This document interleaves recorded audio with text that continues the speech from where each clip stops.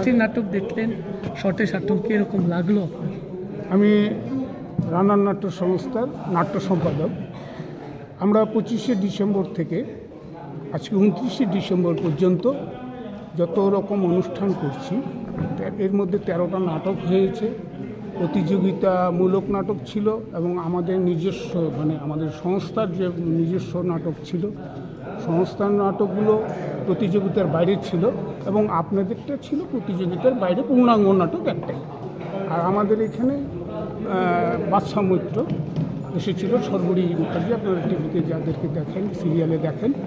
তবে আমাদের আজকের যে আপনাদের যে এই যে ত্রিপুরা রাঙামাটির যে নাটকটি হলো শটে শটাং, এটা দর্শক এবং আমাদের সবচেয়ে best performance. Thank you so much. এর কোনো কথা হবে না, 100তে 100।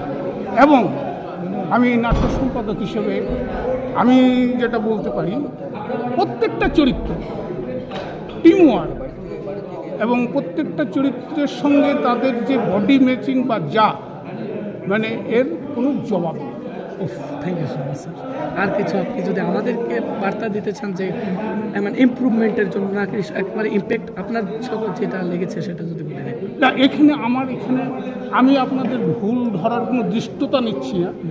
এখানে আমার এখানে জায়গা নেই কোনো। Thank you.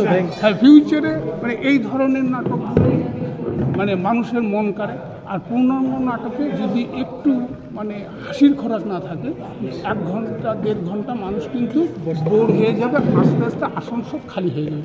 সেই দিক থেকে দেখতে গেলে আপনাদের নাটক আপনারা দেখতে পাচ্ছেন ফুল একটা হল, কিন্তু কোনো সাউন্ড নেই, একদম নেই, একটা মোবাইল বাজেনি, একটা বাচ্চার আওয়াজ পাননি, কারণ মানুষ দর্শক নাটকটাকে উপভোগ করছে।